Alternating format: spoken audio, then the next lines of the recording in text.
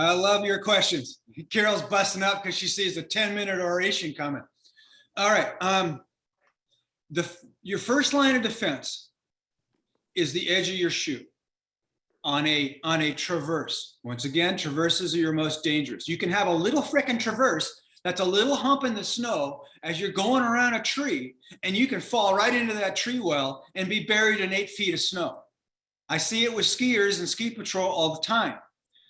It doesn't take much to lose your balance and to slip and fall. It depends what you hit.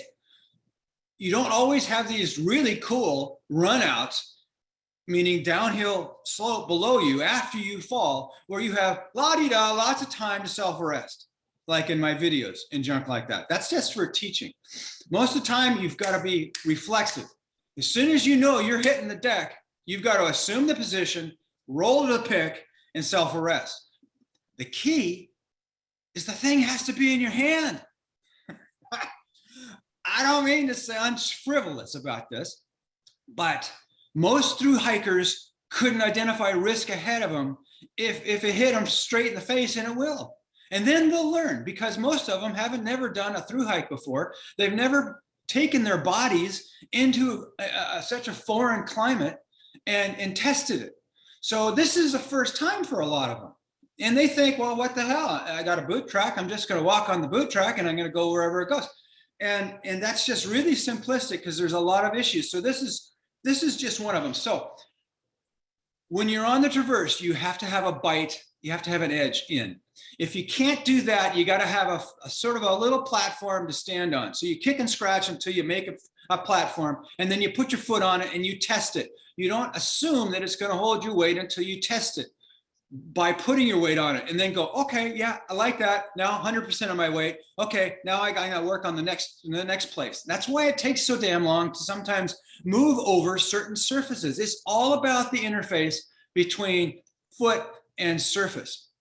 Now, that's your foot, but you're 6 feet tall or 5 feet tall or whatever. So now you got to think, oh shit, I got to control where my head goes, because my body is going to follow my head. How do I control my head on this slope? With your poles. So you have a triangular pattern with your 2 poles out at 10 o'clock and 2 o'clock. This is idealistic flat ground training. 10 o'clock and 2 o'clock, and you're standing in the center of the clock. Okay, so there's your triangle. But now when you take that slope and you tilt it up on edge, you suddenly realize, holy shit, man, my head wants to go downhill. How do I counter that? My downhill pole has to be at my hip at 3 o'clock. I'm heading up the hill. The hill is on my left side. You got to kind of imagine this where you are. So 9 o'clock is uphill, 3 o'clock's downhill. Downhill pole is always your whippet. Just the way it is. Ice axe, if you got it, it's always in your uphill hand. Whippet's in the downhill hand. So it's nice, flat handle. It also is killer to sit on when you get tired. It's right next to your hip.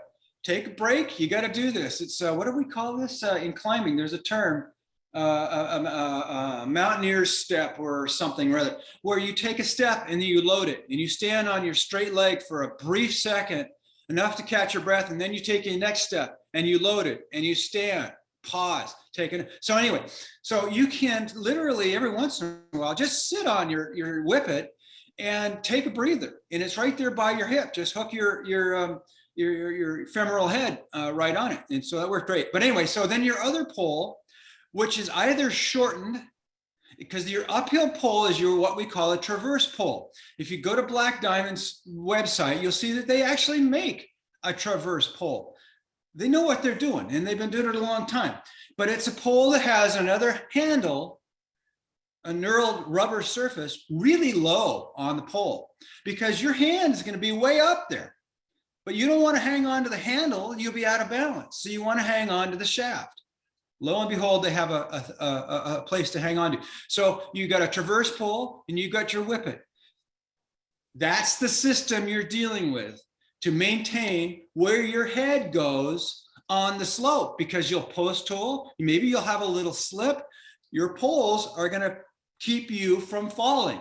Your traction is going to keep you from losing your footing. The combination is going to make you a happy camper.